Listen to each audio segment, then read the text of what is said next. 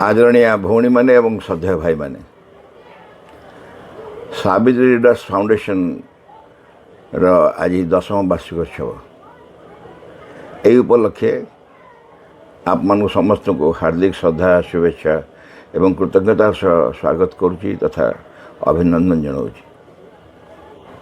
भाई भौणी मैंने मोर परम सौभाग्य जे यही अनुष्ठान प्रतिष्ठा उत्सव मु डॉक्टर आलोक पांडे सहित जोग देइथिली एवं ता मोर एक अत्यंत अविस्मरणीय मुहूर्त थिला। एबे सेई दिनर स्मृति को मन पकाई मु कृतार्थ होउछि। भाई भौणी मैंने आमे जानू हिंदू शास्त्र सबुठारु श्रेष्ठ जहाँ को बोली मानी जाए ताला श्रीमद् भगवद गीता एवं श्रीमद् भगवद गीतार एक शुद्ध सफल जीवन बंचवार कला संपर्क श्रीकृष्ण परामर्श देइछन्ति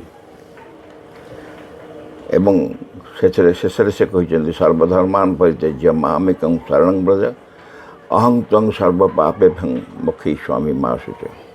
अर्थात सबु धर्म परित्याग कर तू मोरी शरण ने मु ते समस्त पापर मोक्ष प्रदान करी। बंधुगण श्रीअरविंद किंतु कौन स्थान मनुष्य पाप पुण्य उपर आदौ व्यग्रता प्रकाश करना। श्रीअरविंदर मूल वास्तव सब गुरुत्वपूर्ण तत्व है मनुष्यर अपूर्णता उपर विजय।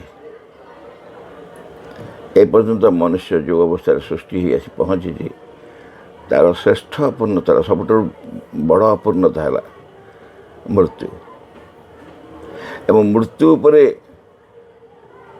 गोटे विजय या संपूर्ण असंभव बोली मन होता।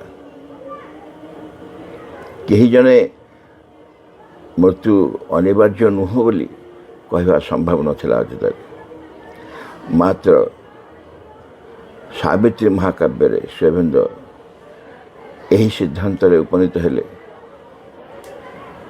ये सावित्री निजे निजर दिव्य प्रेम फल जमक निकटर सत्यवान को फेर आनी पारे।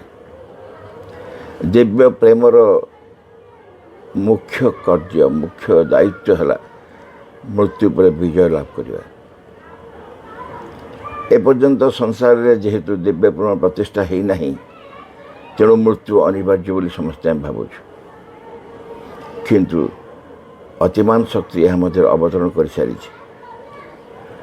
श्रीअरविंद निज शरीर में 1950 डिसेम्बर 5 मसीह अतिमान शक्ति को अवतरण कर सारी।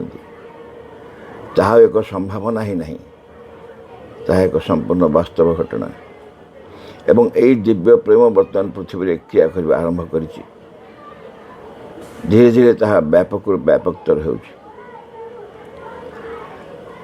कहवा अनावश्यक जो दिव्य प्रेम संपूर्ण भाव में क्रियाशील हो संसार में तारी प्रभाव फल मृत्युर अनिवार्यता चलीज कारण उभय एका संगे रहा संभव नुहे।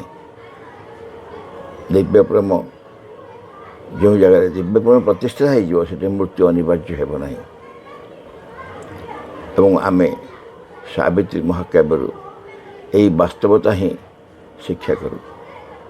श्रीअरविंद यहीपरि एक अत्यंत गुरुत्वपूर्ण सिद्धांत मनुष्य जाति सम्मुखें रखी जाइछन्ति जे मृत्यु भविष्य अनिवार्य होना। बंधुगण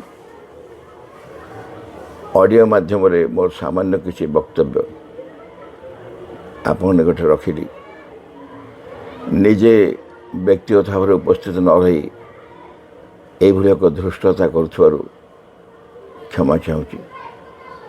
आप समस्त को मोर विनम्र प्रणाम।